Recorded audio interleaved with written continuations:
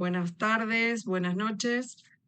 Vamos a esperar 2 minutitos como para dar posibilidad de que el resto pueda ir conectándose, pero también para poder cumplir en tiempo y en forma estas jornadas. Así que, bueno, les agradezco a todos que estén en este tiempo acá con nosotros, ¿sí?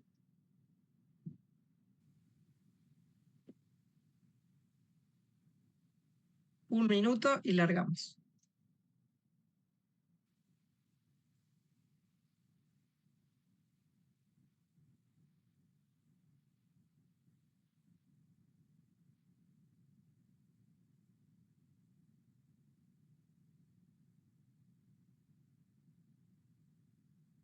Uy, desde Chile también tenemos gente, gracias.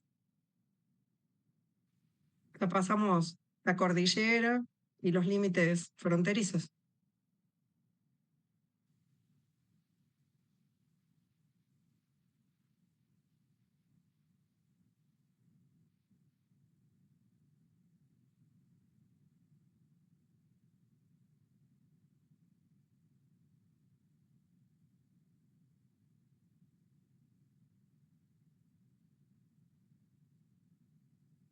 Bueno, arrancamos, son las 19:03.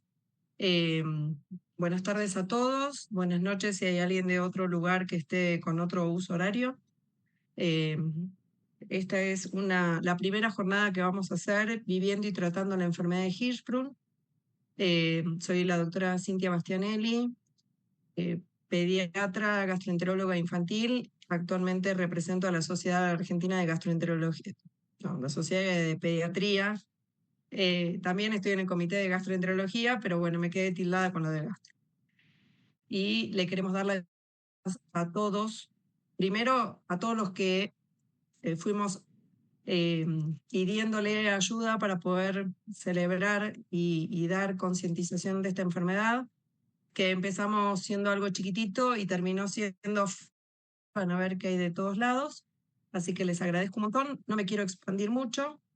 Queremos hacer esta jornada porque es la primera vez que se celebró el 15 de septiembre el Día Mundial y también en Argentina de la enfermedad de Hirschsprung, para generar conciencia de esta enfermedad, que si bien es poco frecuente, uno como pediatra, como neonatólogo, como cirujano, como médico de familia, tiene que estar alerta no solamente de las cosas más grandes, sino de que hay otras enfermedades que uno, si no las conoce, no las puede buscar, y si no las busca, no las tratamos.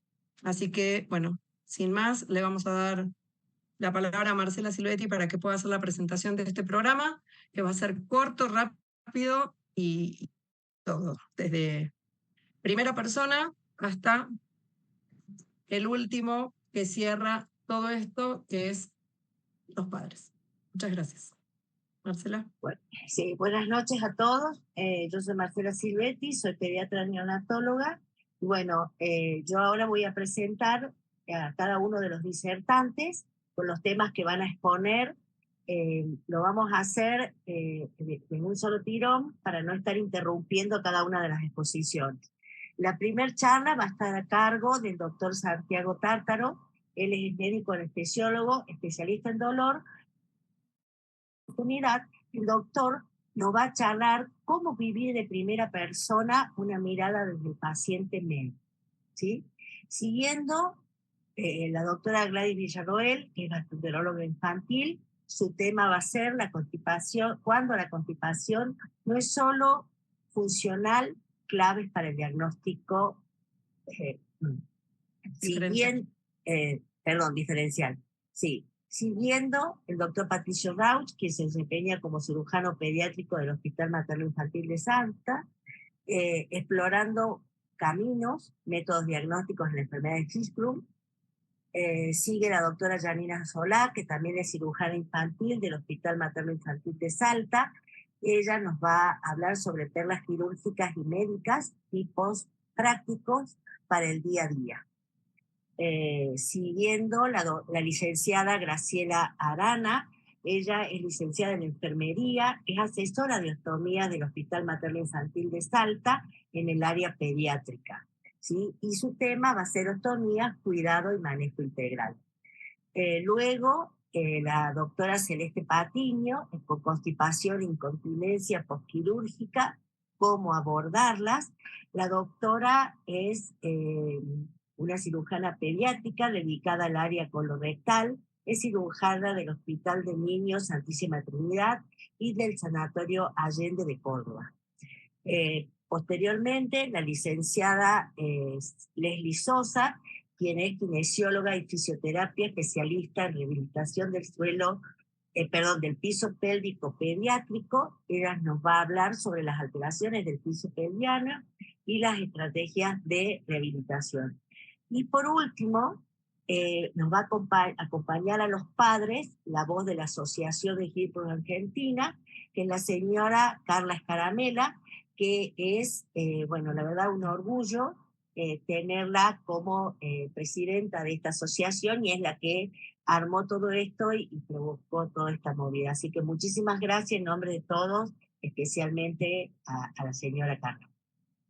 Bueno, si les parece, podemos dar inicio con el doctor Santiago.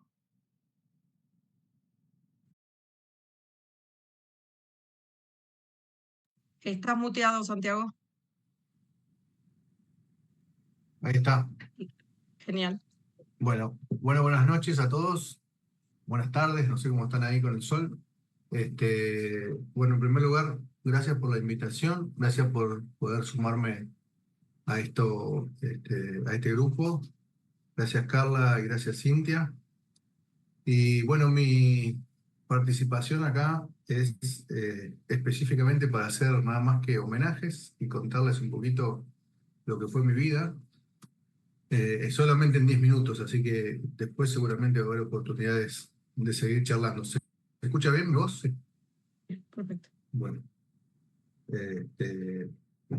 Bueno, ojalá haya muchos papás acá, porque mi mensaje principalmente, a pesar de que soy médico, anestesiólogo y hago dolor, que creo que mi especialidad con lo que me pasó en la vida y por las cosas que pasé chico, esto es hoy un homenaje a los papás, de mi parte. En mi caso, especialmente a mi mamá y a mi padre. Así que considero que los papás, todos los papás, tienen, con un chico con Hirschsprung o un chico con alguna enfermedad, tienen un lugar privilegiado en algún momento. Así que un homenaje a mis padres. Bueno, contarles que soy médico anestesiólogo, que me apasiona lo que hago, me apasiona mi especialidad, siempre me gustó tratar personas, sobre todo la esencia de la medicina, que creo yo que es quitar el dolor. Y todo, yo creo que tiene muchísimo que ver con lo que me ha sucedido en la vida. Yo recuerdo que alguna vez tuve dolor, alguna vez tuve dolor abdominal, alguna vez tuve dolor postoperatorio. Bueno, tal vez eso me forjó mi especialidad, ¿no? Pero lo más importante es que hoy estoy acá habiendo pasado por enfermedad de Hirschsprung. En aquel momento, nací en el año 73 y fui operado en el año 86. Gracias a los viejos que me llevaron al hospital de niños, Ricardo Gutiérrez. En aquel momento la teoría, digamos, la línea era esperar que uno pegue el estirón, que fue genial porque a mi mamá le dijeron, el cirujano se había a operarme, y después que abrieron la pieza le dijeron que el intestino parecía que estaba lustrado, le dijeron a mi vieja, así que fue una anécdota. ¿Se escucha? Escucha más habla más fuerte, porfa. A mi mamá, cuando salieron con la pieza quirúrgica, el día que me operaron, le dijeron, la felicitó el cirujano y le dijo que mi intestino estaba lustrado. Así que el criterio que había en aquel momento era que el chico llegue a pegar ese estirón, ¿no? Por supuesto, entiendo yo que al pegar el estirón, ese plexo también se estiró, el espacio ganglionar fue más grande y la parálisis fue mayor. Así que yo tuve una vida de chico bastante linda, pero especial, ¿sí? Con constipación y yo iba a ver yo soy de Campana, eh, iba con mi viejo a ver a Villa un partido de fútbol y me bajo de la tribuna y me comía 4 maní y terminaba en una guardia, ¿sí? Por constipación. Yo recuerdo que mi mejor amigo era la espinaca y el aceite para las comidas. Y bueno, fue un estilo de vida. ¿Sí? Fue un estilo de vida, pero que entiendo que cada uno tiene un poquito de tranquilidad para los papás, ¿no? Cada uno que nos toca tener una enfermedad nos hace crecer, nos hace ver las cosas de otra manera, nos hace ser mejores yo creo que mucho mejores personas.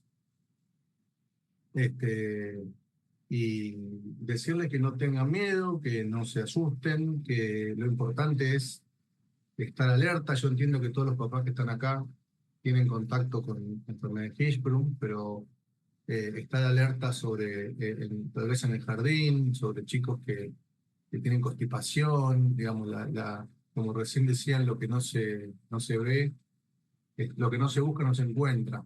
Entonces, ojalá se pueda llegar a mucha más gente con, con, con esta enfermedad, ¿no?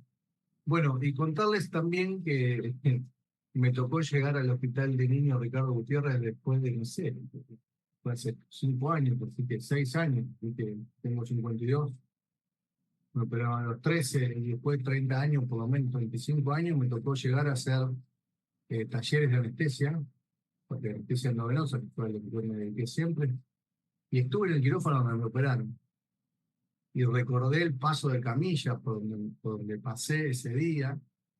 Recuerdo que en aquel momento yo soy A negativo de sangre y la sangre para transfundirme había venido de Campana, conseguida del jefe de bomberos y tres hermanas más que eran negativas. Y cuando la sangre llega no tenía el análisis de hepatitis B. Y el cirujano le dice a mi papá, lo que pasa es que si no lo operamos ahora no sabemos cuándo lo vamos a operar. Entonces, todas esas cosas las recuerdo como paciente. Por supuesto, me operaron igual. Me acuerdo del pasaje, la entrada con la camilla hacia el quirófano, donde estuve hace 5 años y recordé todo como si hubiese sido aquel día. Y la incertidumbre de los papás. Por eso me gustó mucho cuando Carla me convocó para hablar sobre un poquito, un mes atrás, sobre el tema de fentanilo para brindar tranquilidad, ¿no? Tranquilidad a los papás. Y que hablen mucho con sus médicos, que hablen mucho con sus cirujanos, que le pregunten todas las cosas, todas las dudas que tienen. Eso, mi vieja me llevaba toda la semana, imagínense, al pediatra, así que era constante, era una relación constante. Lo importante es que alguien con Hirschsprung, operado, por supuesto, tiene una vida totalmente normal, tiene una vida. Yo hoy hago deportes, me desarrollé como papá.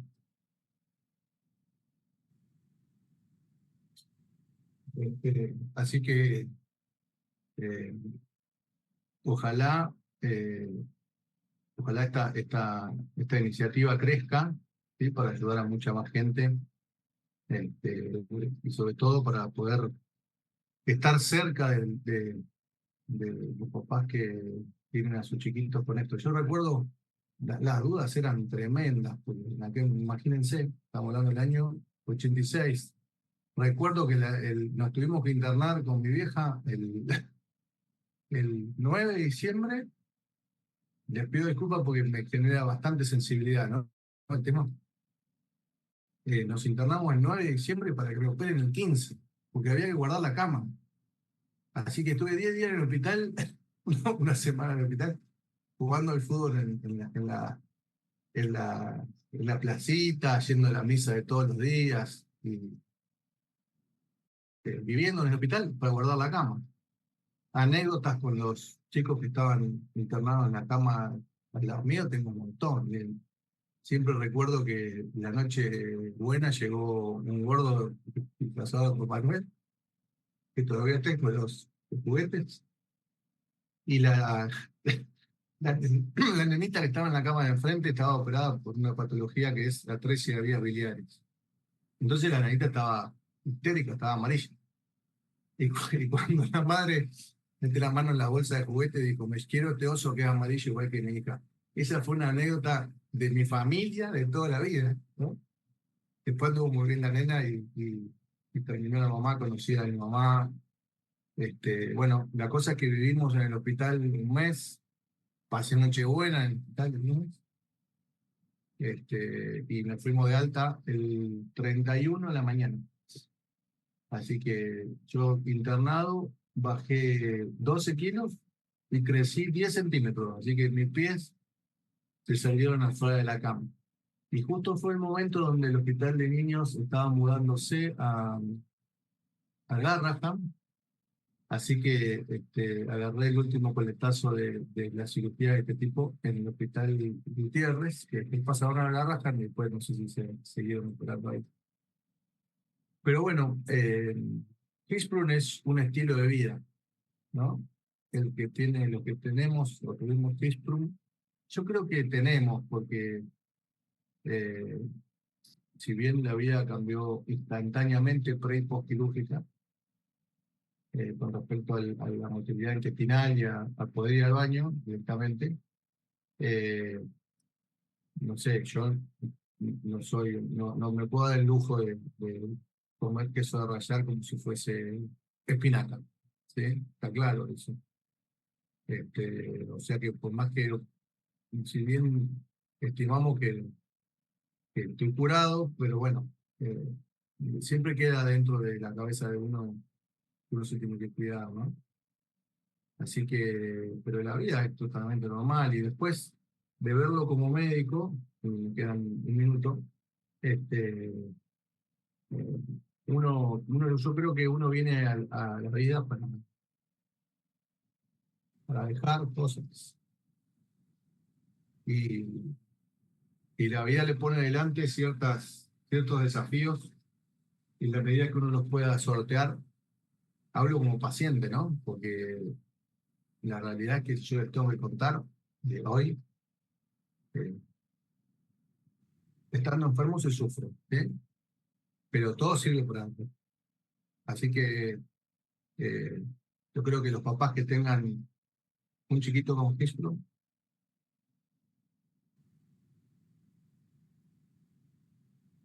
sepan que van a ser grandes los chicos y, y van a tener mucho para dar. Así que seguramente nos vamos a ver de vuelta. Obvio, Bueno, obvio que sí. Y pueden ser médicos, anestesiólogos y lo que se propongan en la vida, ¿no? Por supuesto, por supuesto. Bueno, Así que bueno, gracias por gracias, participar y éxitos en esta jornada. Va a salir espectacular. Marcela. Gracias, Santiago. sí, bueno, le damos lugar ahora a la siguiente charla, que es la doctora Gladys Villarruel. ¿Cómo les va? Muchas gracias, Cintia, por la invitación. Un testimonio excelente, muy bueno, doctor Tártara, un testimonio de vida.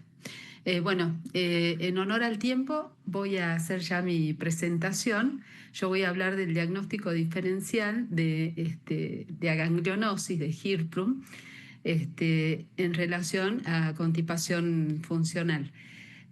Para poder hacer esta diferenciación nos tenemos que remontar al desarrollo embrionario, el inicio de la cresta neural y la formación de los neuroblastos que empiezan a colonizar diferentes tejidos del organismo y dentro de ellos se encuentra el tubo digestivo. Esta colonización empieza en el tubo digestivo a partir de la boca y llega al colon a partir de la 8ª semana de edad gestacional más o menos y termina en el ano entre la 12ª y la 13ª semana.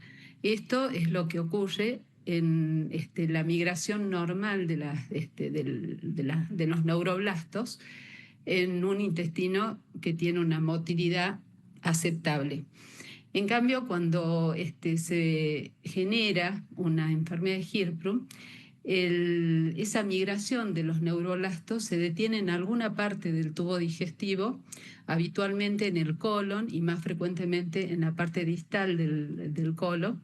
Esto se denomina disrupción y esto genera una motilidad relativamente normal en un principio, pero con un stop en la parte donde no hay células ganglionares. Entonces se va dilatando la parte proximal y la parte distal queda con una estrechez relativa, y básicamente lo que se generan en estas situaciones son cuadros suboclusivos. Entonces tenemos como base de la alteración lo que les dije.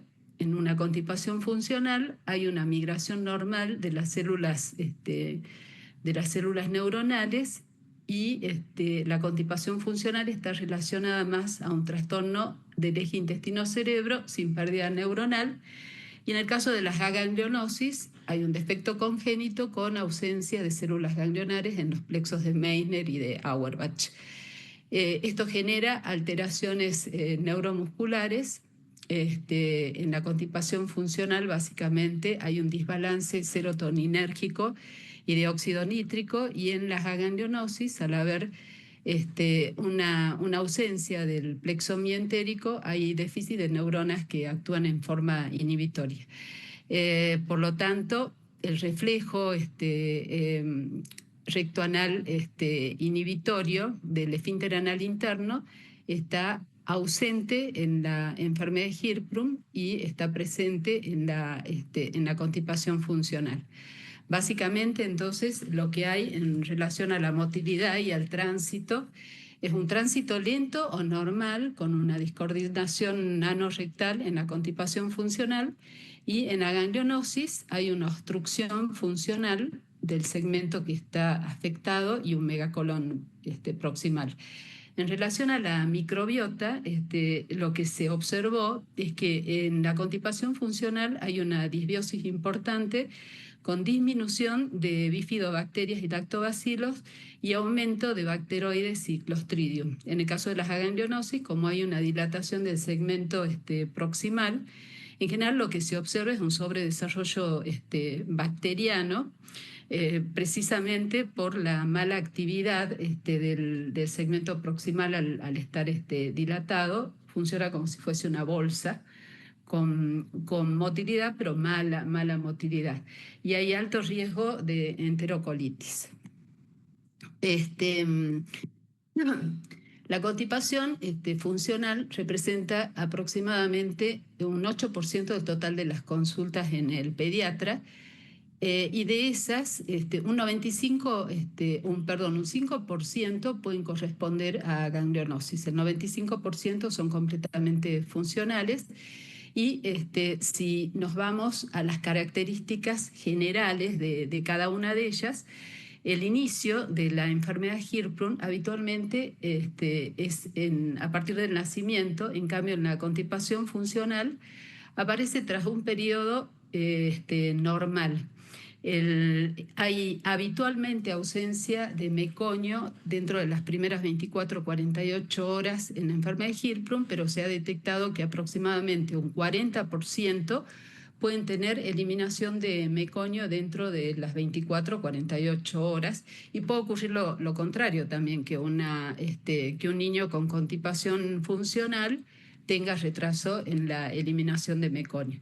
Pero como concepto tiene que quedar esto, que habitualmente hay ausencia de la eliminación de meconio dentro de las 24-48 horas.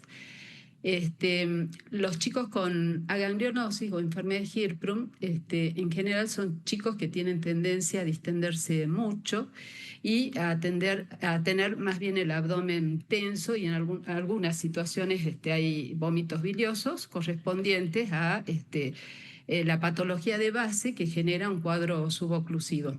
En cambio, en la constipación funcional, los chicos pueden estar distendidos, sobre todo cuando nacen por cesárea, en los cuales hay alteraciones francas en la microbiota y exceso de fermentación de de la lactosa, de las leches maternas, entonces puede haber distensión, pero en general no hay tanta tensión en el abdomen.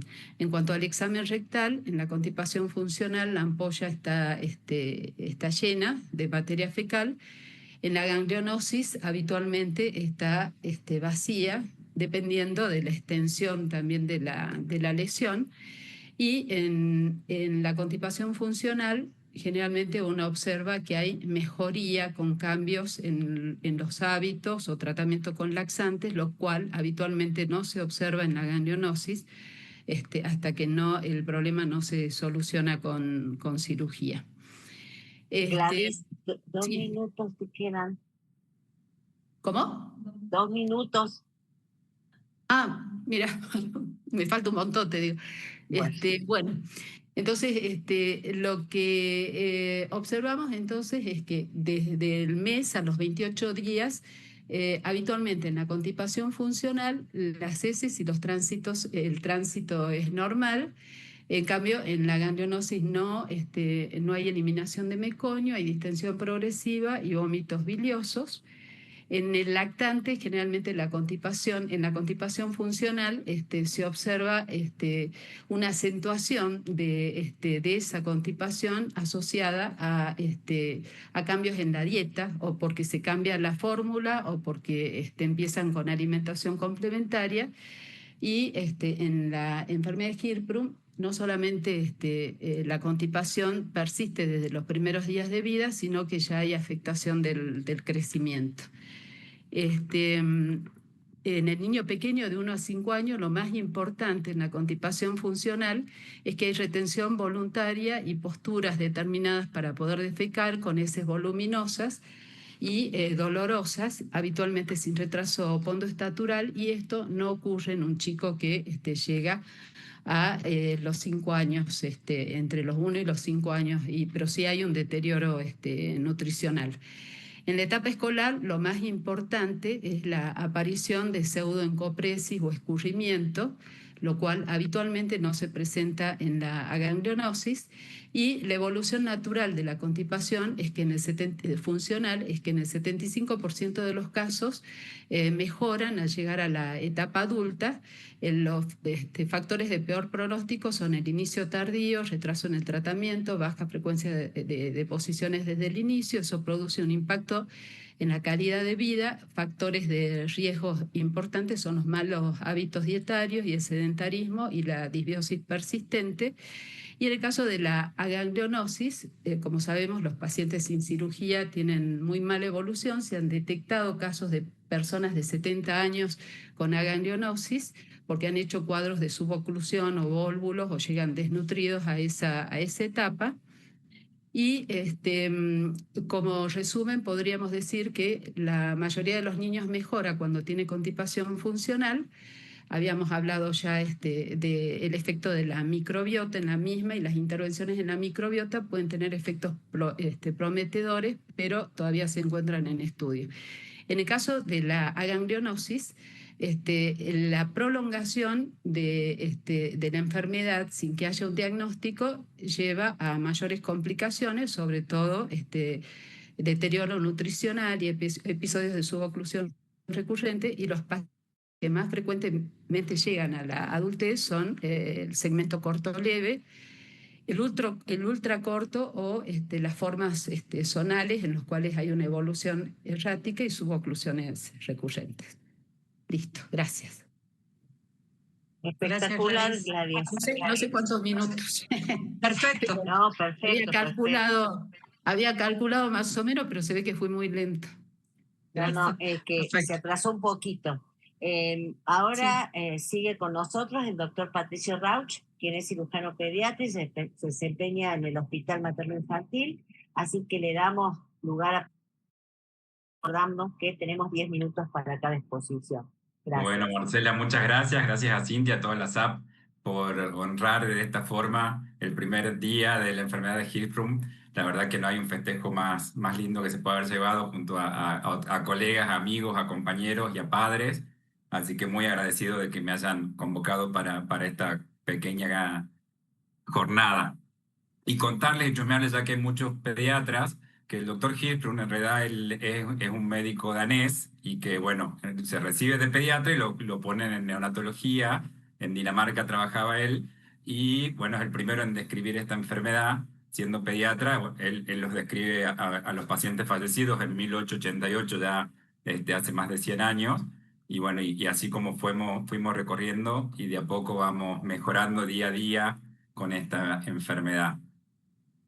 Bueno, hablamos de caminos, explorando caminos, le dimos nombre a la charla y en realidad siempre cuando llegan los pacientes al consultorio se les explica que primero todos los pacientes son distintos, todos los pacientes no vienen solos, sino que vienen con toda la familia y segundo que es un camino muy largo que hay que recorrer.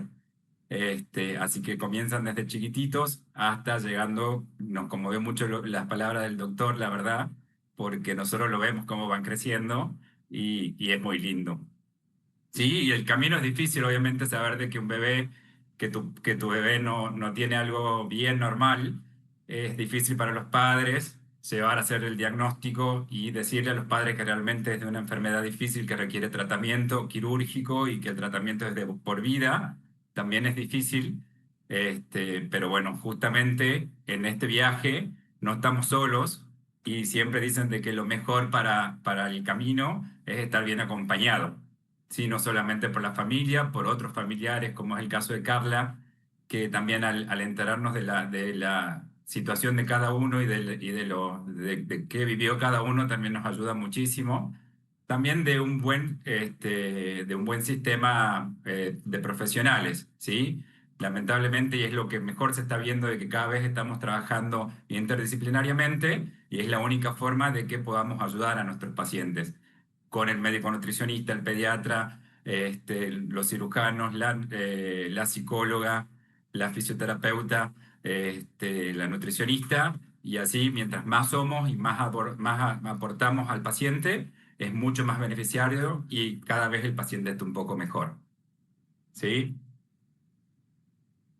Bueno, lo que nos contaba un poco la doctora Villarroel, la evaluación inicial en un paciente con una historia clínica detallada y un examen físico que nos puede llegar a hacer sospechar de la enfermedad, principalmente el abdomen distendido, la falta de eliminación de materia fecal por sí solo y la ampolla rectal vacía, nos va a llegar a ser enfermedad clínicamente.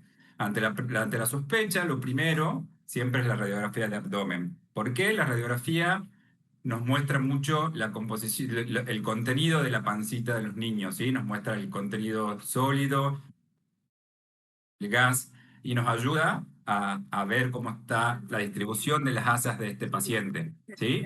Entonces vamos a poder ver característicamente en los pacientes con enfermedad de Hirschsprung un colon muy, muy grande, aumentado de tamaño, con niveles hidroaéreos. Siempre hay que diferenciar los niveles del colon, que son como más gordos, que los niveles de delgado, que son un poco... Esto es una oclusión intestinal, obviamente.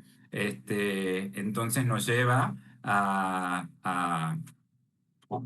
manejarlo siempre con radiografía, ¿verdad?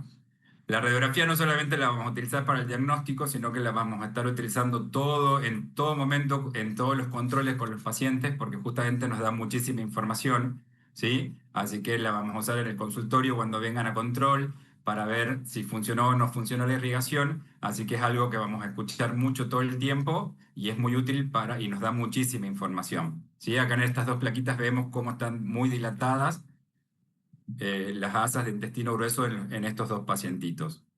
Una vez que con la radiografía sospechamos la enfermedad, esperamos un poquitito siempre y cuando el paciente y la condición del paciente sea estable, ¿sí? Y podemos instaurar el tratamiento de la enfermedad de Hirschsprung, que son las irrigaciones rectales.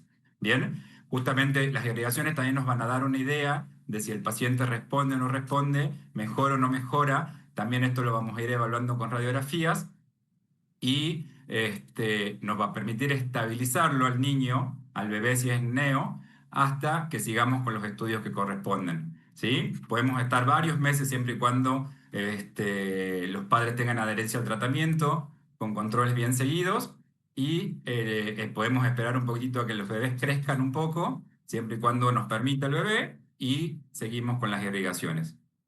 En el caso de que se pueda, que el paciente siga estable y lo podamos seguir por consultorio con las irrigaciones, le vamos a pedir un estudio un poco más complejo que es el colon por enema, ¿sí? El colon por enema es un estudio contrastado, utilizamos material hidrosoluble, que es un poco más fácil de lavarlo, ¿sí? Colocamos una sondita por la cola, tenemos ciertos cuidados, siempre pedimos al imagenólogo la posibilidad de estar con los padres y con el doctor para hacer juntos el estudio. Se le coloca una sondita sin tratar de inflar el balón de la Foley y le vamos instilando lentamente el líquido contrastado. Lo característico en la enfermedad de Hirschsprung es que veamos una zona dilatada por encima y una zona de estrechez, que es la zona gangliónica. ¿Bien? O sea, es decir, la zona de transición. Este estudio no solamente nos va a dar alta sospecha de que el paciente tenga la enfermedad de Hirschsprung, sino que también nos va a permitir clasificarlo, para nosotros es muy importante saber si es un Hirschsprung corto, largo. Y bueno, obviamente todo esto lo hablamos muy superficialmente porque hay libros de imagenología, de placas y de colon por enema. Siempre pedimos la imagen lateral, que es muy importante, donde es más evidente la zona de transición. Una vez que tenemos este estudio, lo que necesitamos es hacer el diagnóstico definitivo, ¿sí? El diagnóstico definitivo lo da la biopsia.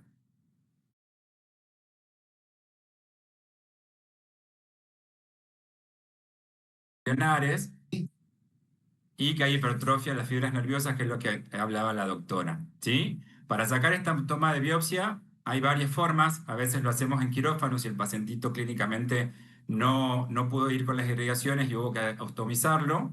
Bien, ahí cuando entramos a la pancita, ya sea por vía convencional o por vía laparoscópica, tomamos muestras del intestino y la mandamos al patólogo.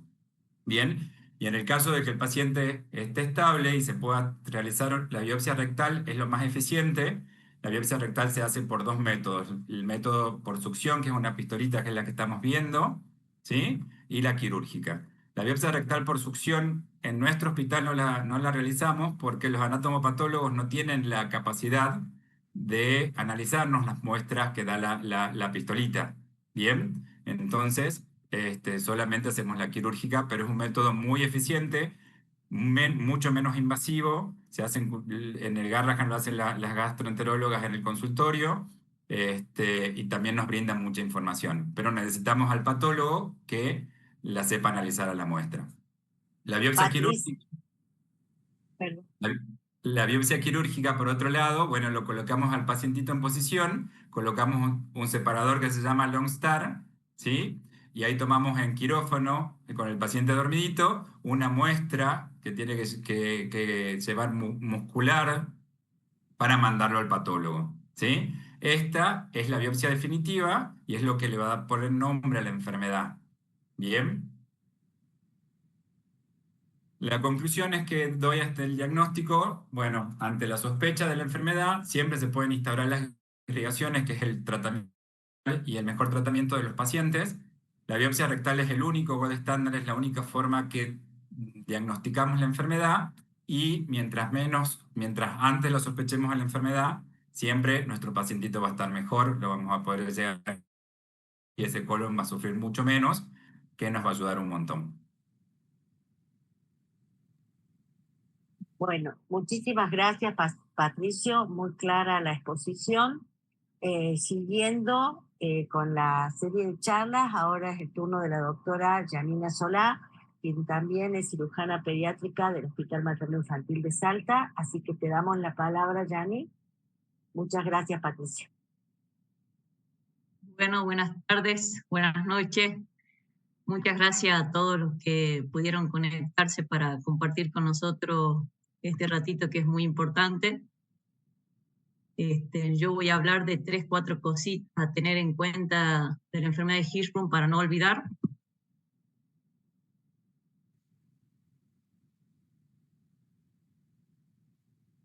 Dicen si se está compartiendo. Proceso. Está en proceso. Ah, no, final de las deposiciones. Tenés que poner la primera. A ver, ahí voy de nuevo. Ahí, Ahí voy de nuevo. dale. Ahora sí, se va a compartir. Ahora pone compartir. Ahí es, genial. Bueno, vamos a arrancar con esto, ¿no? Que ya se venía hablando, ya lo venía diciendo la doctora Gladys.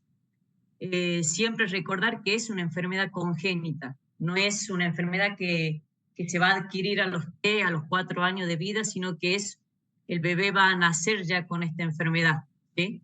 Esto es muy importante, sobre todo para cuando tenemos un pacientito constipado, de abrir todo el abanico, ¿sí? de posibilidades de enfermedades, de diagnósticos diferenciales, cuando nos llega un pacientito con una historia de constipación.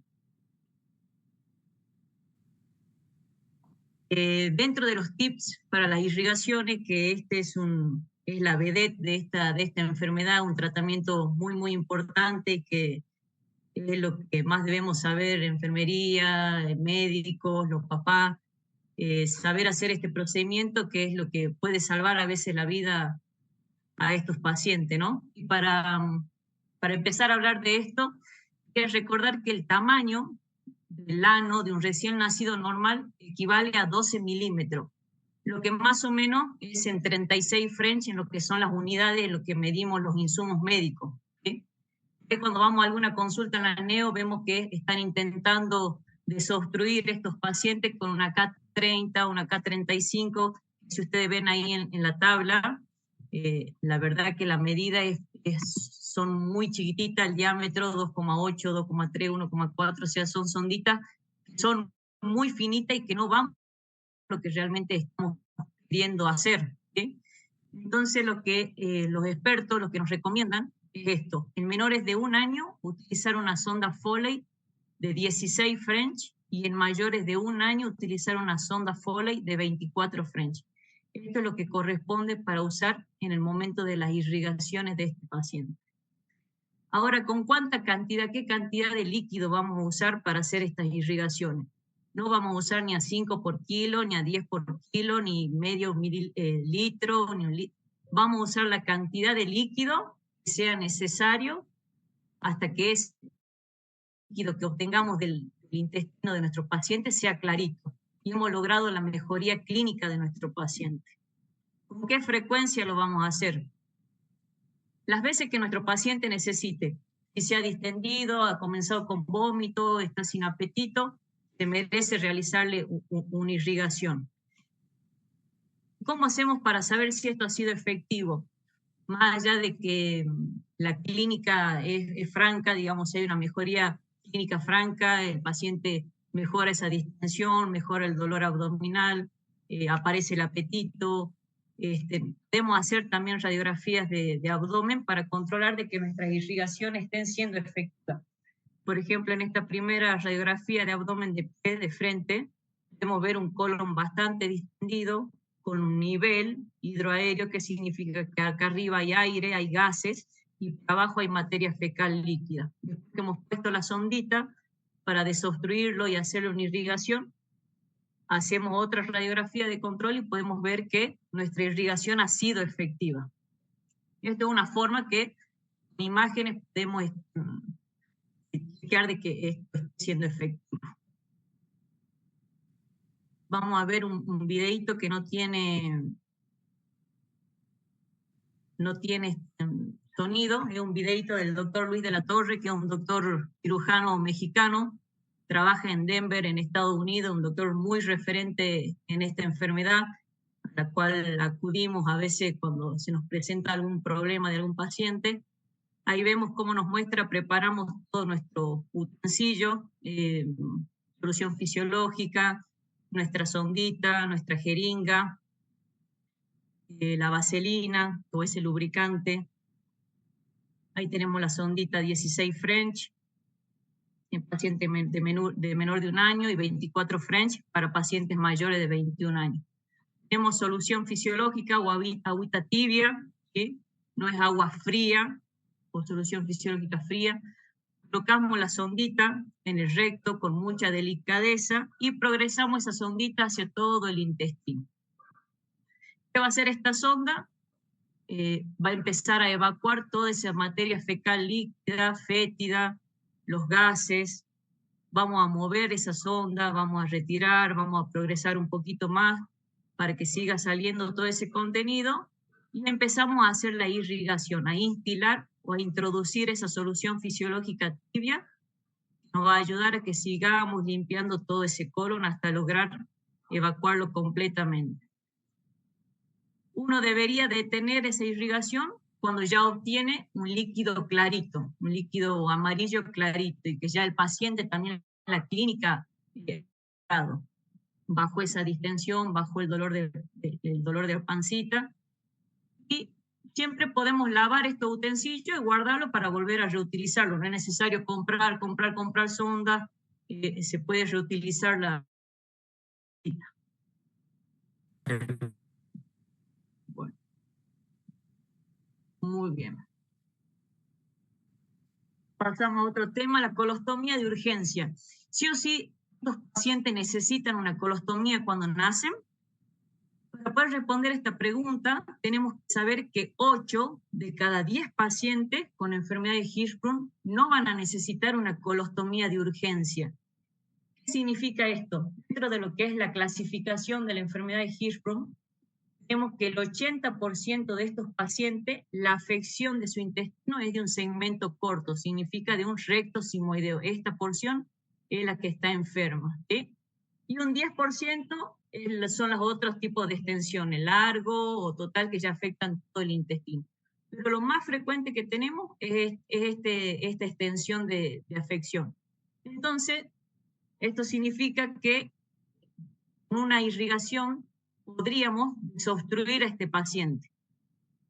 Desobstruir a este paciente en la neo, si los papás se adhieren al tratamiento, venirse a casa, crecer con los papás, aumentar de peso, y ya después empezar este camino que el doctor Patricio nos contaba, el tema de todos los estudios y métodos complementarios para llegar al diagnóstico si es o no una enfermedad de Hirschsprung. Por supuesto que hay excepciones.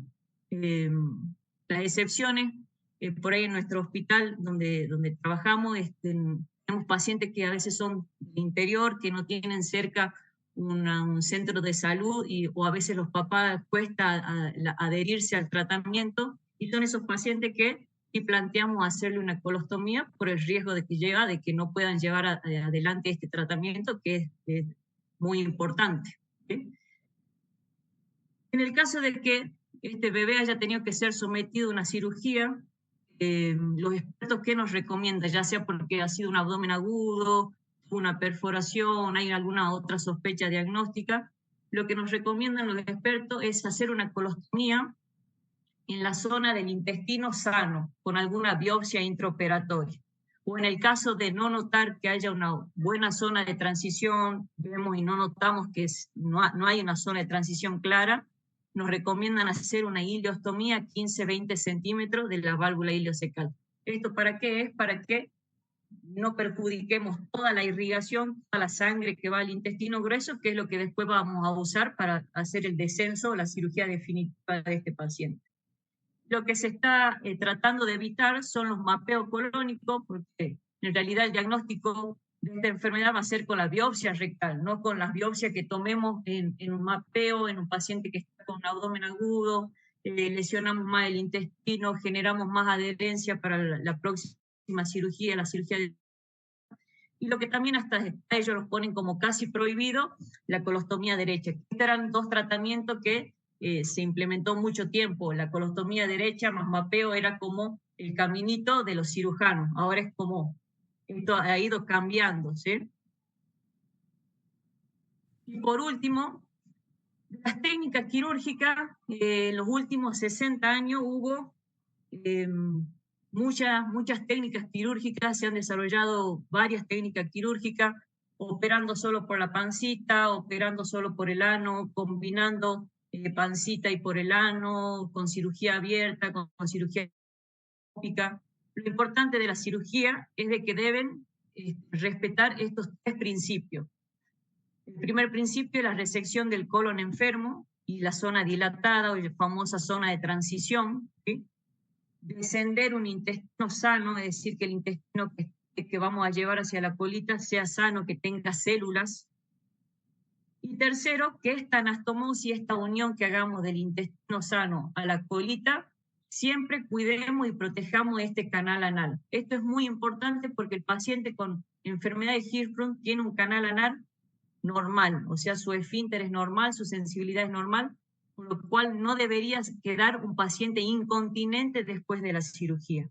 ¿Sí? Y esta Perdón, cirugía, Janina, te queda un minutito. Y por último, esta cirugía obviamente va a depender del cirujano, de su experiencia, del lugar donde se encuentre para realizar la cirugía, las condiciones también del paciente, y se puede hacer en 3 etapas. En una primera etapa es decir que no, el paciente nunca tuvo ostomía y hemos logrado hacer un descenso y poner su intestino sano en la colita, todo en una sola cirugía. En 2 etapas, cuando tenemos una ostomía y después hacemos la cirugía definitiva. Y en 3 etapas es cuando hacíamos una colostomía, después hacíamos la cirugía del descenso y finalmente cerramos esa colostomía. Pero bueno, todo depende de la experiencia del cirujano, el centro donde se encuentre, las condiciones de nuestro paciente también. Bueno, el éxito creo que de estos pacientes está en el seguimiento, en la contención de la familia y sobre todo en un equipo multidisciplinario para que tengan una mejor calidad de vida, ya que es una enfermedad bastante dura de llevar y bueno, esto, estar todos unidos. Gracias. Bueno, muchas gracias, Janina. Muy clara la exposición. Vamos a seguir con la doctora Celeste Patiño. Como dijimos al principio, la doctora, para los que ingresaron a posteriori, es cirujana pediátrica dedicada al área colorectal, es cirujana del Hospital de Niños Santísima Trinidad y del Sanatorio Allende de Córdoba. Así que bueno, te damos lugar, Celeste, para que des tu exposición y recordar que tenemos 10 minutos. Bueno, muchas gracias a todos.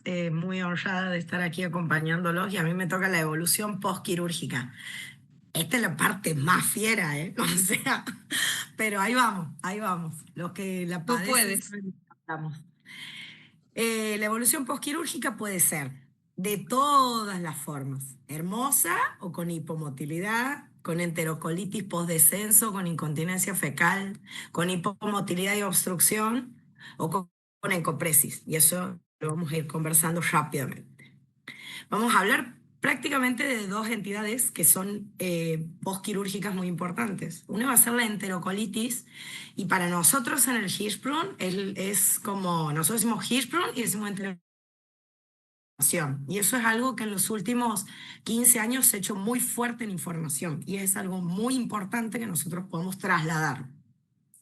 La enterocolitis asociada al Hirschsprung no es como la enterocolitis del recién nacido, no es como la enterocolitis, las otras enterocolitis que pueden existir.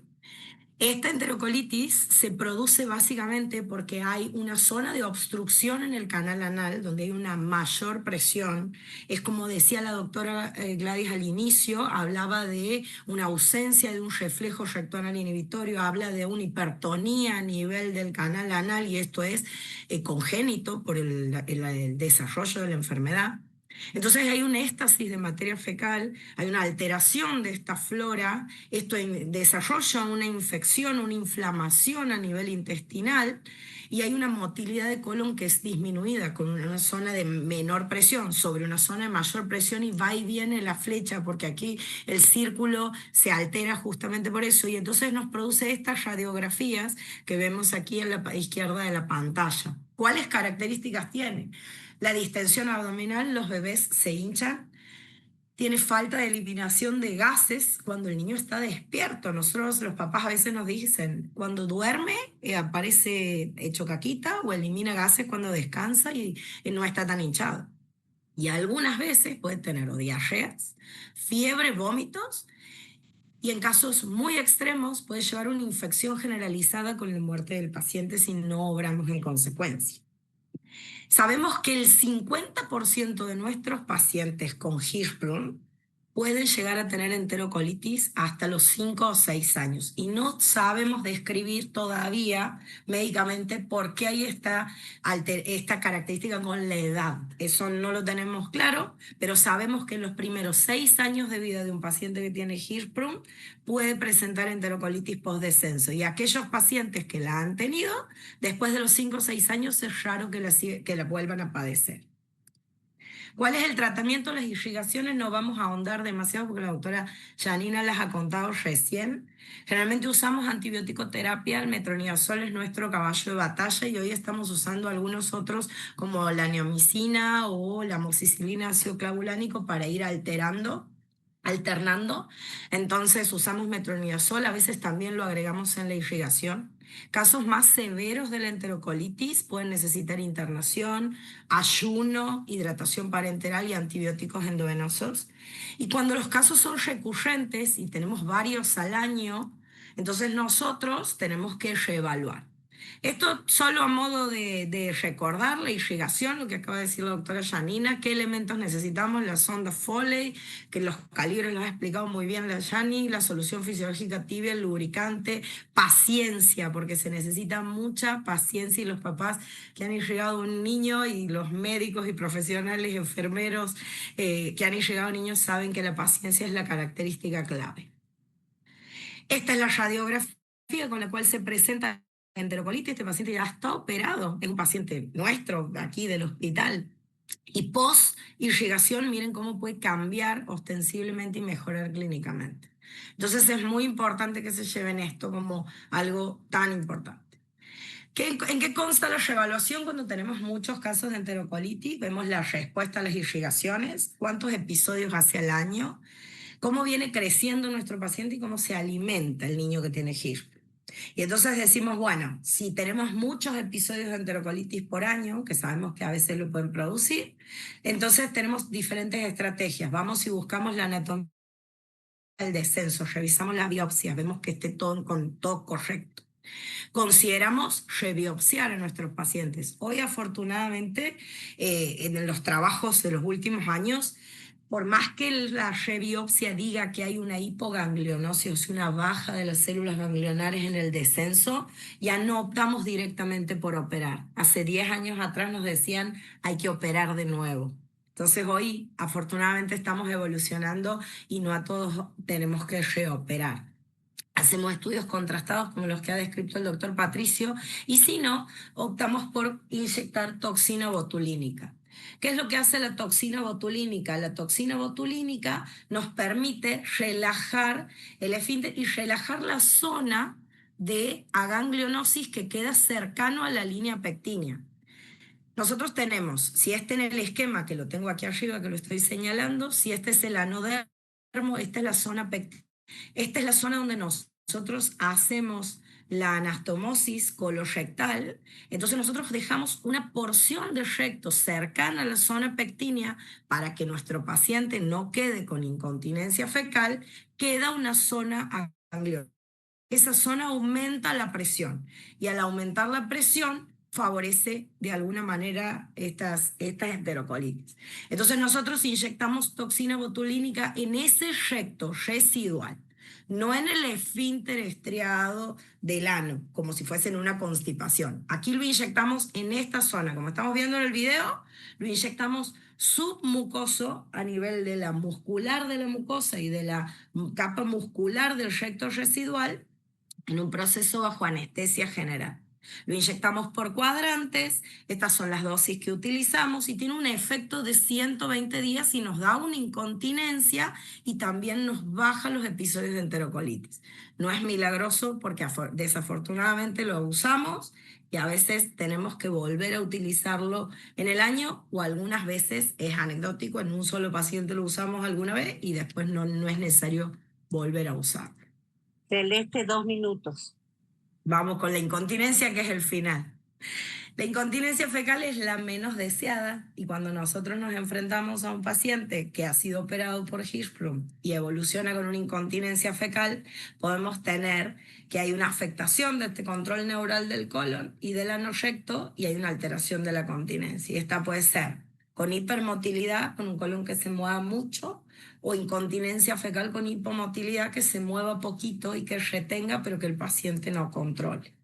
Estos niños tienen que entrar en un programa de rehabilitación intestinal para el manejo de esta incontinencia, que requiere enemas, que es a prueba y es error, o sea, no sabemos, ningún niño es igual, que tenemos que sacar radiografías para controlar nuestro tratamiento, que tenemos que hacer una evaluación diaria, los ponemos en programas, a veces durante 7 días tenemos que evaluar cómo venimos.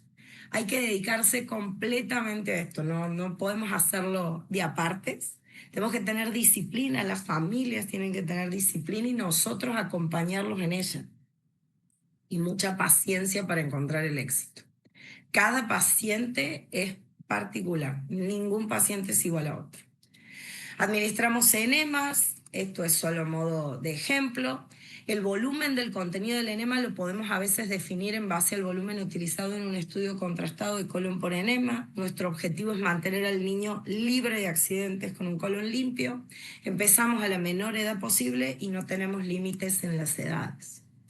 Nosotros iniciamos con radiografías como esta, hacemos el enema, obtenemos la deposición, hacemos una radiografía posterior y vemos que de alguna manera ha limpiado la ampolla. Entonces decimos, y el niño está limpio 24 horas. Este enema nos sirve. Hay diferentes enemas caseros que podemos hacer con solución fisiológica y sonda Foley, y hay enemas comerciales como el de Coloplast Peristin que nos ayudan muchísimo.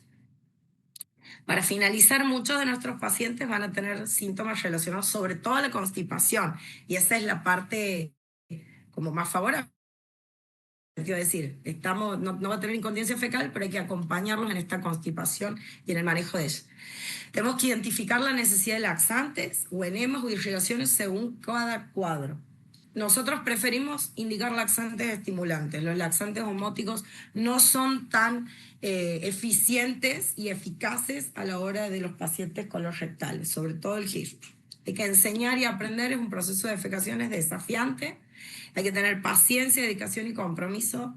La gente del equipo del Hospital Con Amor, junto a Carla y a Luciana, de las asociaciones de padres de Hirschsprung en Argentina y de desarrollar esta guía de control de esfínteres, nos ayuda mucho, sobre todo para que el manejo emocional y la concientización de este control, este programa de rehabilitación que necesitamos en muchos de nuestros niños, que no siempre son pequeñitos. Estos niños se van a hacer adultos, así como lo ha contado en experiencia propia el doctor al inicio.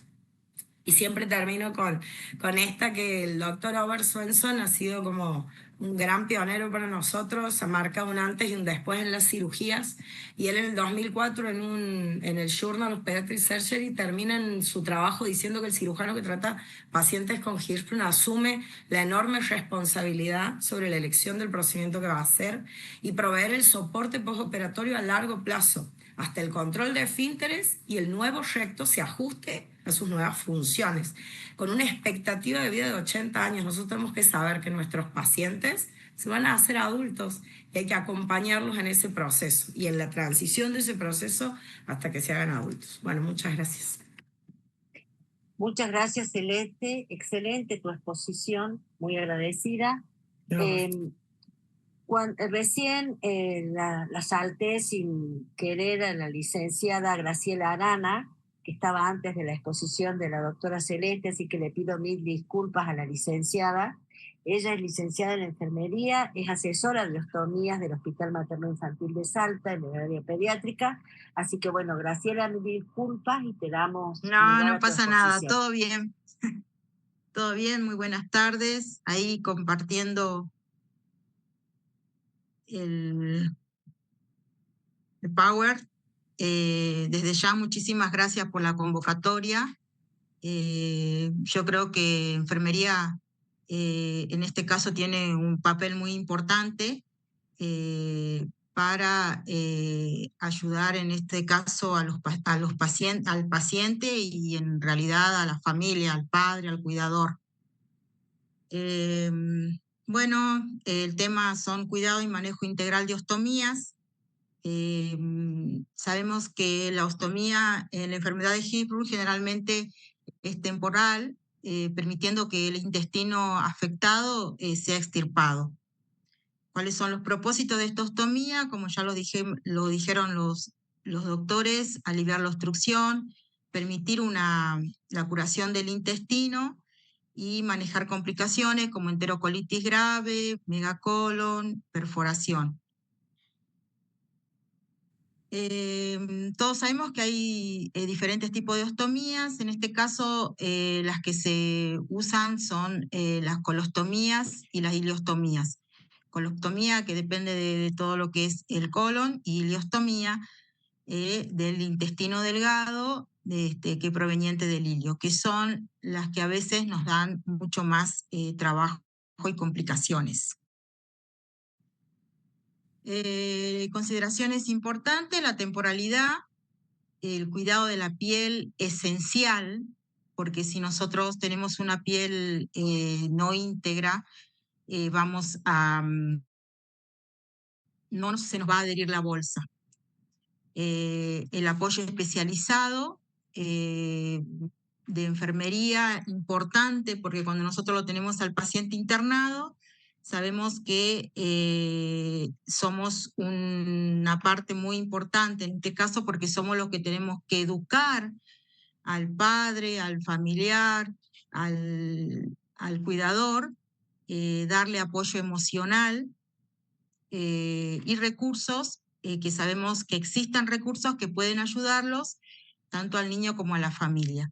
Entonces, me parece que el papel de enfermería es un punto muy importante, debido a que nosotros, cuando tenemos al paciente internado, el paciente se tiene que ir a su casa educado para no tener complicaciones. Paciencia, dedicación y compromiso, como decía la doctora Patiño, es lo que tenemos que tener, porque no sabemos muy bien que no es fácil trabajar con niños, que es difícil verlos con una colostomía, que por ahí no se pueden movilizar, y sí se puede, que hay insumos que nos ayudan a eso, y que podemos darle una vida normal. ¿Cuáles son las intervenciones de enfermería? Especialmente y esencial el cuidado de la piel periostomal. Que no tengamos irritaciones, que no lleguemos a una dermatitis periostomal, que nos ha pasado un montón de veces tener reinternaciones con pacientes con dermatitis. Eso no debería ocurrir. Todo eso depende de una elección correcta del dispositivo, de la edad del paciente. La higiene y el correcto secado cada vez del cambio de bolsa de colostomía. En la higiene sabemos que no necesitamos antisépticos para tratar la piel, para mantenerla íntegra, solamente agua tibia y algodón bien embebido. El secado lo podemos hacer con papel de servilleta, siempre tratando la piel con suavidad. Evitar el contacto de las heces con la piel, porque sabemos que estos débitos son muy agresivos. Cuando desprendemos una bolsa debe ser suave. Hay spray que nos ayudan a desprender las bolsas, que son quitadhesivos. El recorte del orificio de la barrera cutánea debe ser de la forma y del diámetro del estoma. Sabemos que un estoma no siempre es redondo, siempre a veces tenemos ovalado, en forma de ojito, como decimos. Tenemos estomas retraídos, que son los que más trabajo nos dan. A veces tenemos cerca una dehiscencia adherida, que nos hace que la bolsa se desprenda. Tenemos que tener en cuenta de drenar la bolsa según la necesidad. No debemos dejar que se llene la bolsa demasiado, porque la bolsa pesa y se desprende. Los cambios van a ser dependiendo del tipo de ostomía. Si yo tengo una ileostomía, voy a usar un sistema de una pieza que va a durar 3 días. Más de 3 días, seguramente no. Y un sistema de 2 piezas lo podemos usar en una colostomía, en donde puede durar hasta 5 días.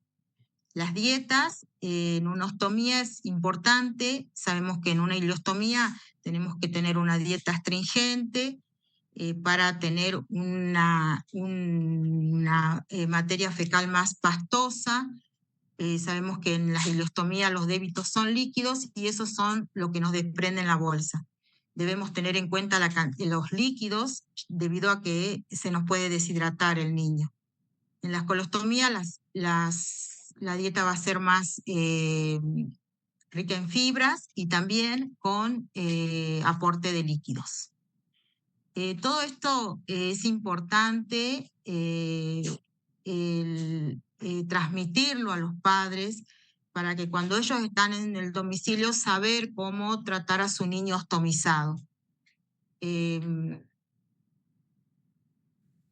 Aquí puse productos para ostomías. Tenemos bolsas drenables,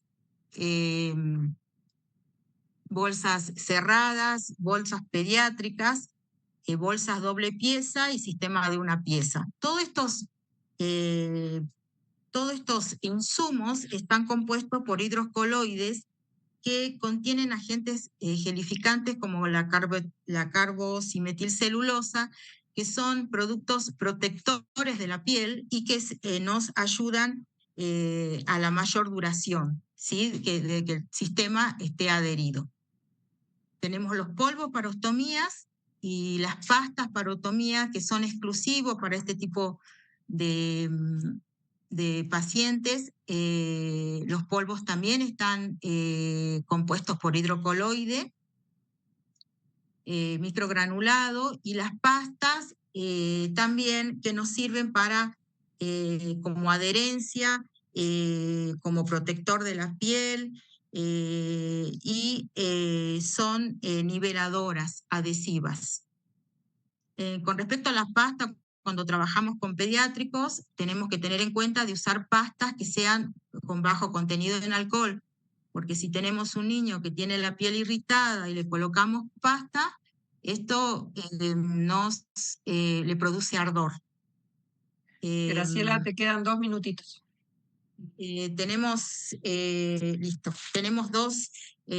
anillos planos, anillos convexos, que también forman un papel muy importante para poder adicionar a las bolsas los anillos convexos para cuando tenemos estomas retraídos. Y hay muchos más insumos, pero lo más importante es esto en el tratamiento de las ostomías. Como conclusión, valorar el estoma y la piel periostomal en cada cambio de dispositivo para tomar decisiones adecuadas y problemas a tiempo. Debemos conocer bien el abanico de accesorios y de dispositivos que tenemos para adaptarlos correctamente al contexto de cada paciente. Muchísimas gracias. Bueno, muchas gracias, licenciada. A continuación, le vamos a dar lugar a la licenciada Leslie Sosa, quien es kinesióloga. Ella es fisioterapeuta, especialista en rehabilitación del piso pélvico pediátrico. Así que, bueno, muchas gracias, Leslie, por participar de esta jornada y, bueno, atentos a tu exposición. Muchas gracias. Bueno, muchas gracias. Hola a todos. Yo les voy a hablar un poquito de la rehabilitación de piso pélvico en la edad pediátrica. Nada, es muy a modo resumen porque obviamente que es poquito el tiempo. Así que son como temas generales, ¿sí?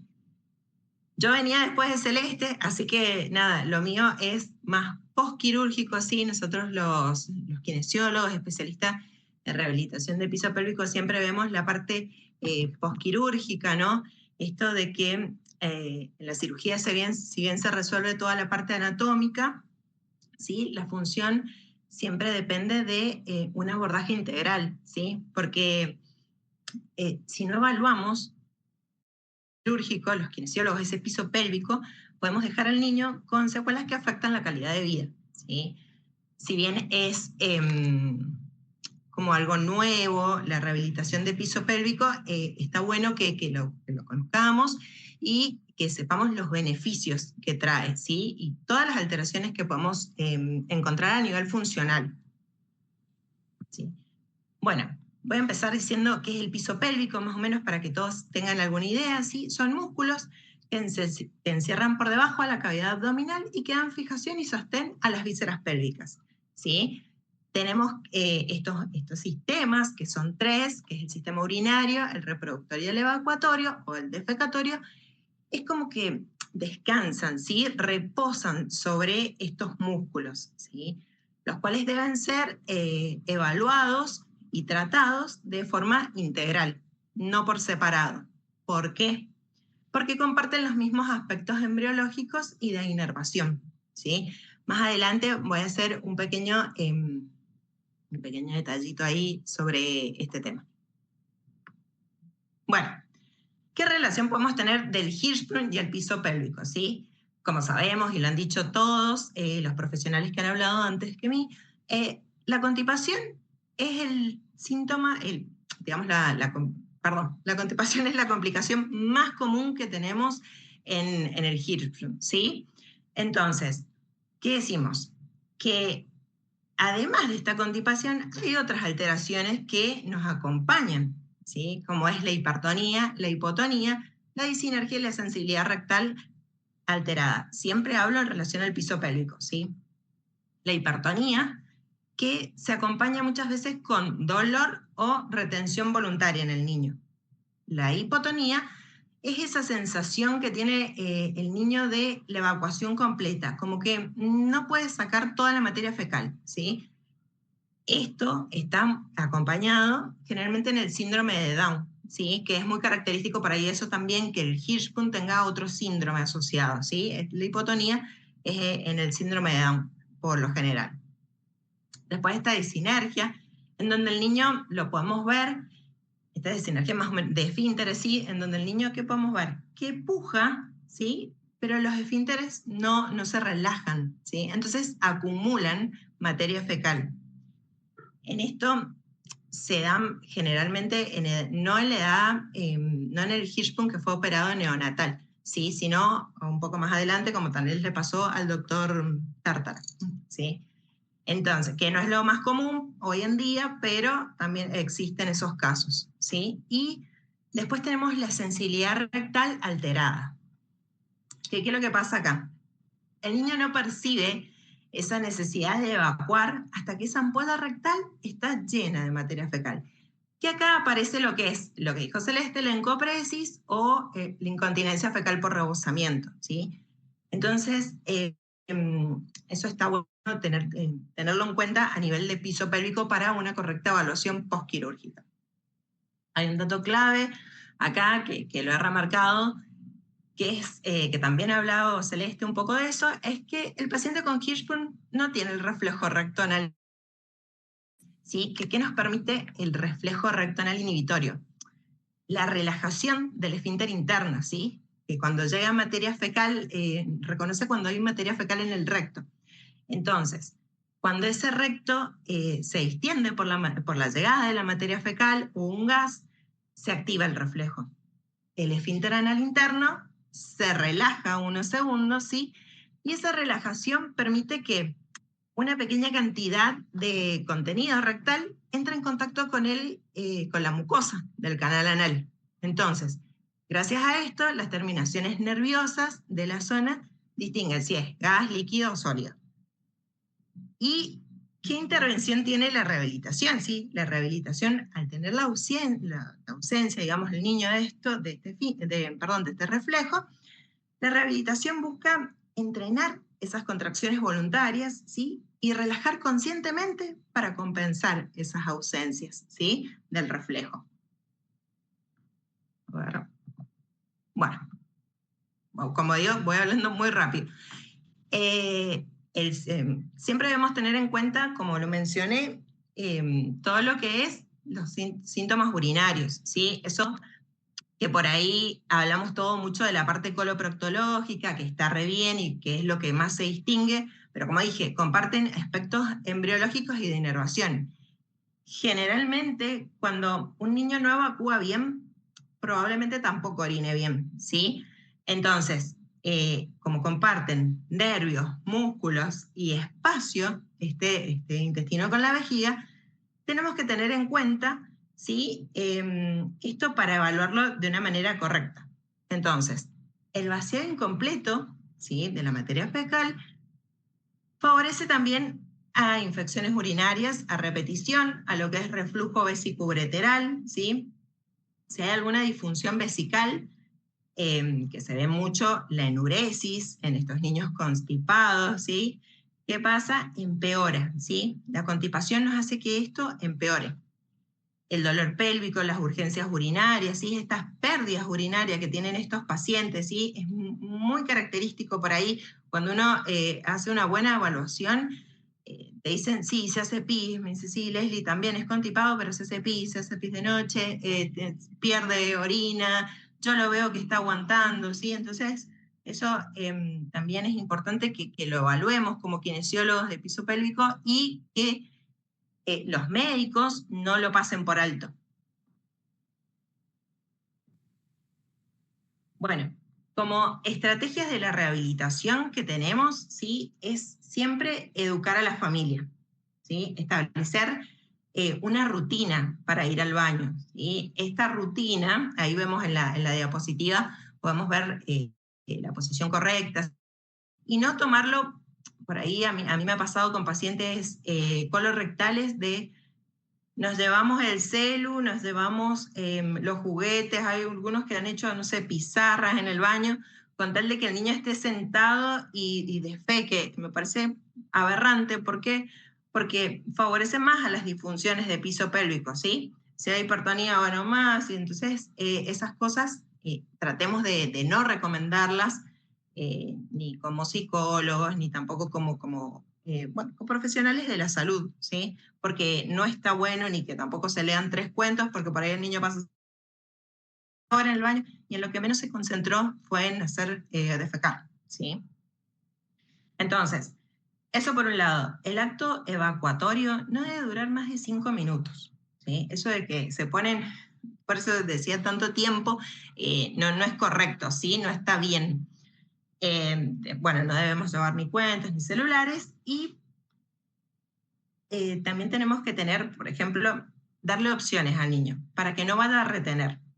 Esto que puse acá al costado es un adaptador móvil, ¿sí?, en donde lo pueden llevar los pacientes para que lo adapten al colegio, lo adapten siempre a cualquier evento que tengan, y no el hecho de, bueno, no, para que vos estés tranquilo, defeques en la casa, ¿sí? Eso también es bastante característico que les pasa a los papás y que después lo tenemos que corregir, porque siempre están con eso, que sea en la casa, porque ya tienen como todo el entrenamiento, llevan los cuentos y todo eso.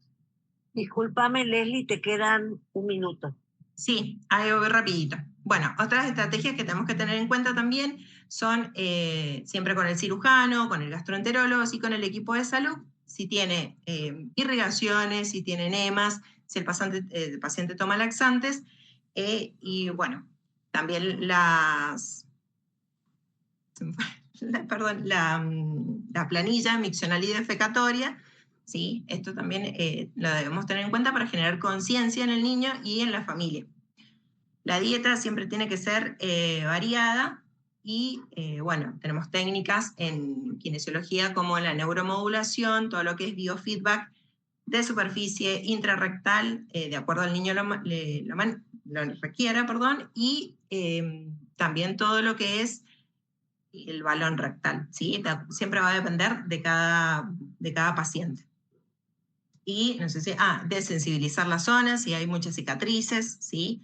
Y lo otro es los ejercicios de relajación, de equilibrio y de coordinación son muy importantes en estos pacientes. Y bueno, el éxito quirúrgico solo es el primer paso. El trabajo interdisciplinario entre cirugía, gastroenterología, kinesiología, psicología y nutrición es lo que garantiza la continencia, la calidad de vida y la autonomía en el paciente. Y también, bueno, quería aprovechar estos segunditos que me deben quedar para invitarlos a los profesionales de la salud a que deriven y que realicen. Siempre digo, en voz del paciente y para mejor del paciente, no nos cuesta nada hacer una derivación y que se valore el piso pélvico de ese paciente pediátrico para que tenga una mejor calidad de vida. Muchas gracias. Bueno, muchas gracias a vos, Leslie, te agradecemos. Ahora, para cerrar con las charlas, vamos a dar lugar a la señora Carla Escaramela, bueno, quien está a cargo de la fundación, así que bueno. Muchas gracias. Carla. Bueno, quiero corroborar rápidamente si me ven la presentación. Se ve perfecto. Bárbaro, bueno. Bueno, buenas noches a todos y todas, muchas gracias por estar acá. Yo soy la fundadora de Hirschsprung Argentina. Esperen que corro la diapositiva. Yo fundé esto hace casi 3 años en honor a mi hijo. Mi hijo falleció al año y un mes por una enterocolitis no diagnosticada ni tratada como tal. Y bueno, muchos años después descubrí que lo que le había pasado a mi hijo había sido una enterocolitis y por eso fundé la asociación. Nosotras como asociación estamos vinculadas desde lo que es... Sí. Carla, perdón, pone presentación. Ah, ahí está. A ver, gracias. Ahí estamos, ¿no?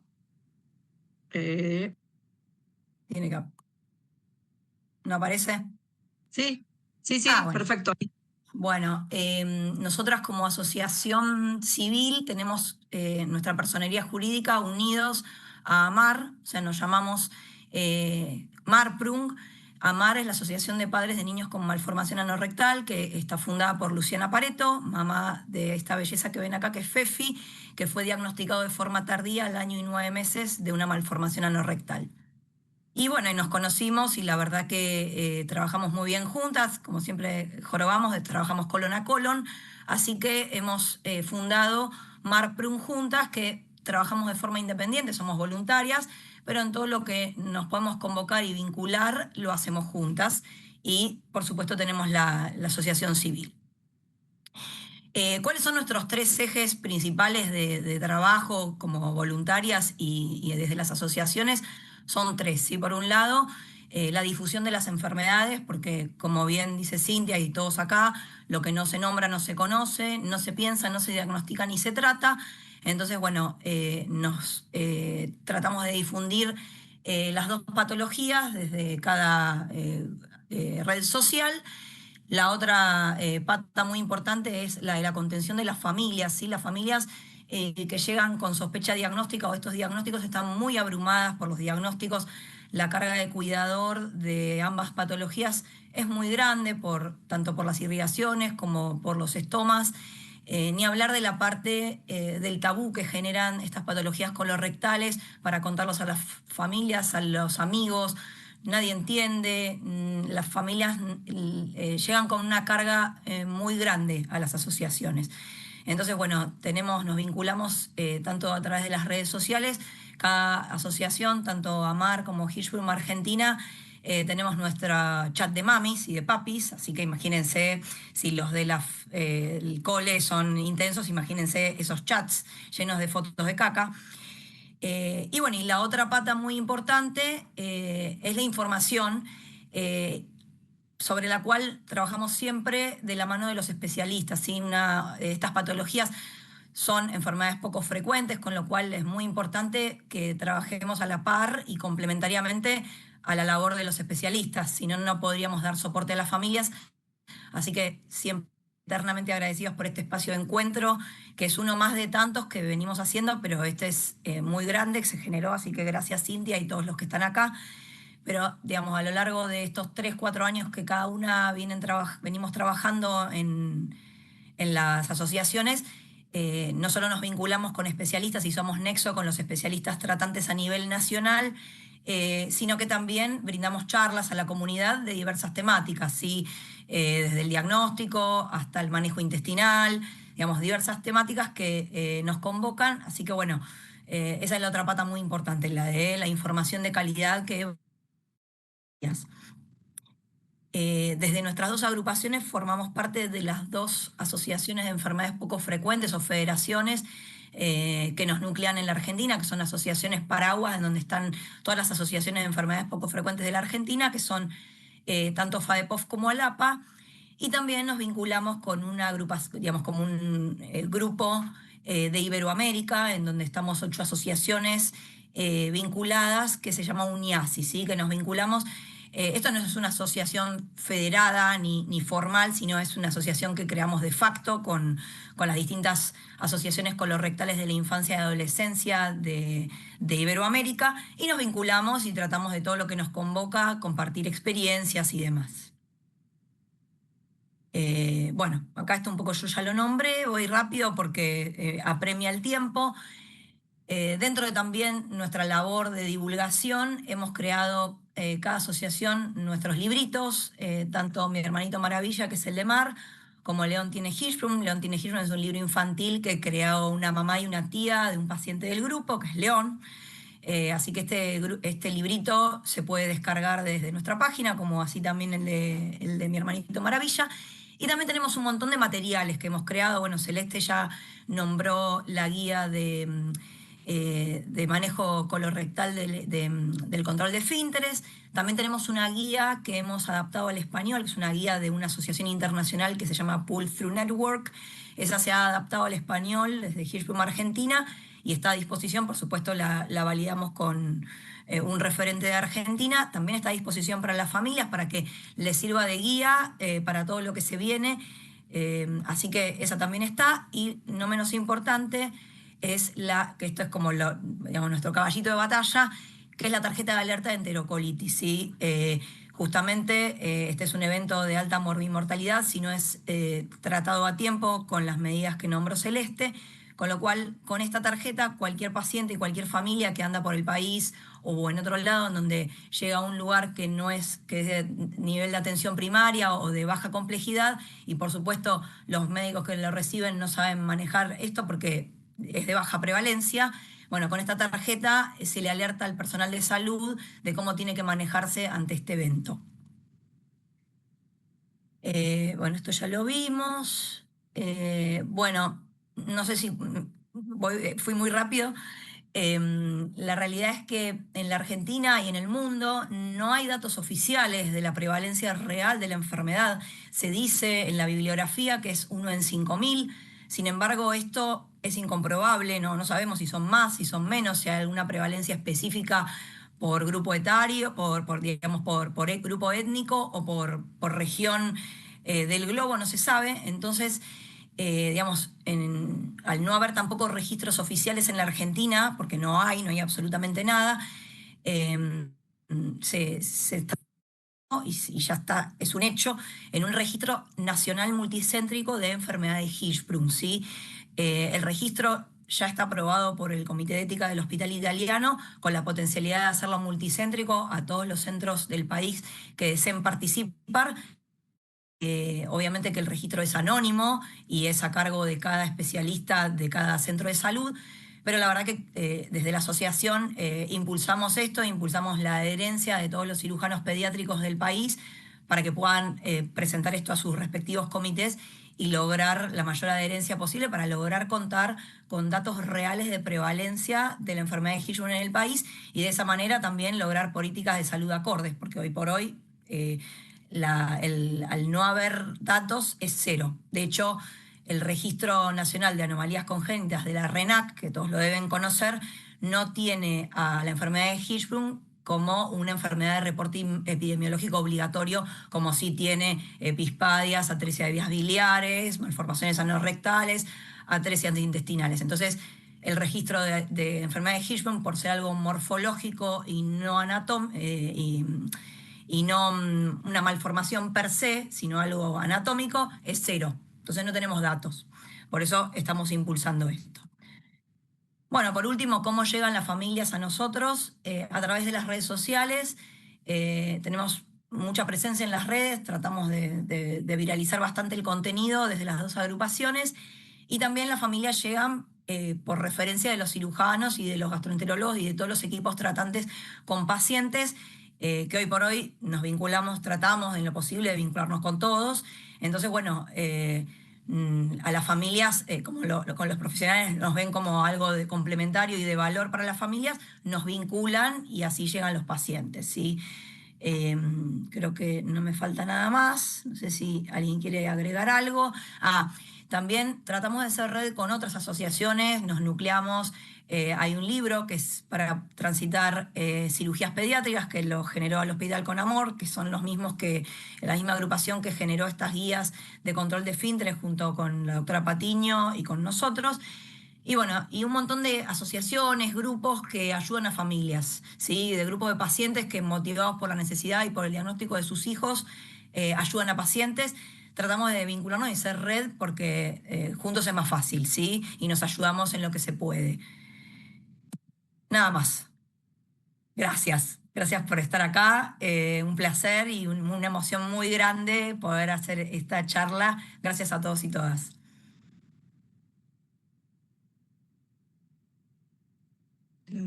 Hola, ¿me escuchan ahí?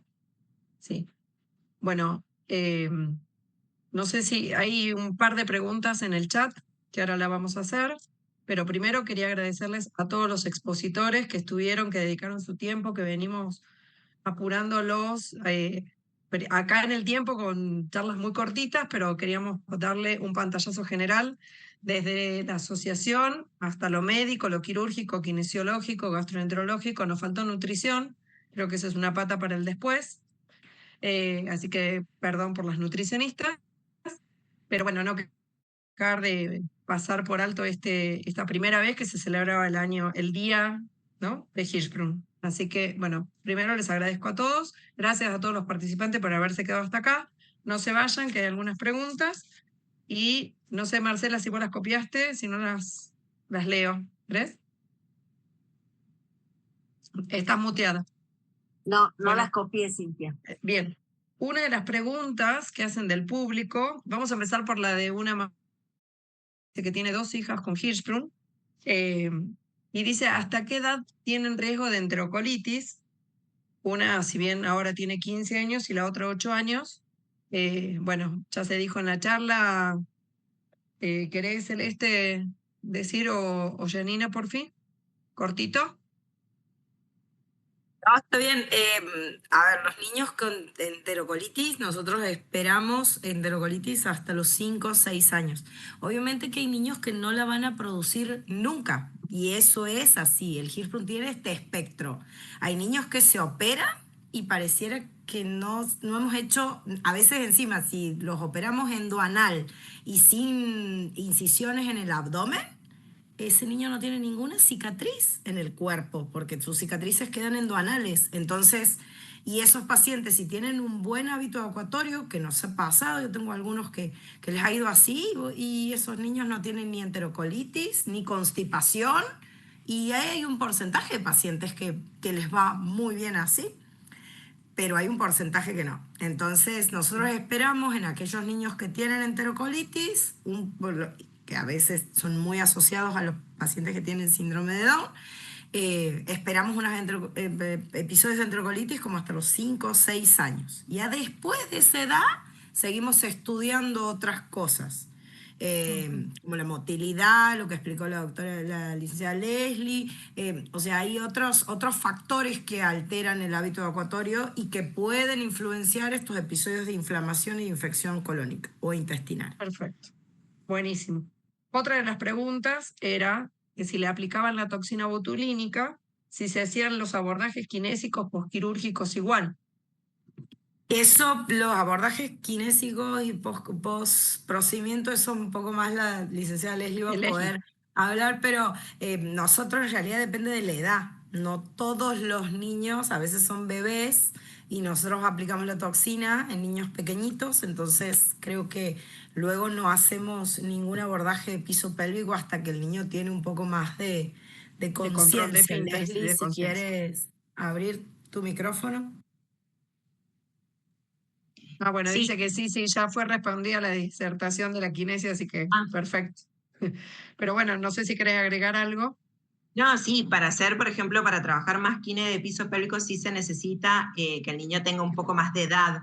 Por ahí, mientras más temprano, hay pacientes que sí, está bueno, depende de qué queremos abordar, pero hay veces que 3, 4 años sí es lo ideal porque ya pueden colaborar con vos, ¿sí? Mucho más. Perfecto.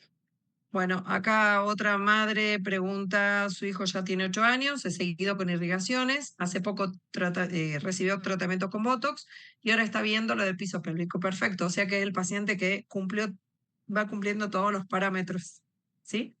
Bueno, no sé si hay alguien más, el resto felicita mucho las jornadas, el haber, hay mamás o padres que entienden un poco más ahora que se les da la explicación o que le escuchan de varias personas a la vez. Yo la verdad es que me parecía que, si les parece, vamos cerrando. A ver, mi hija tiene 17 años, quisiera saber si el especialista puede hacerla atender para un diagnóstico.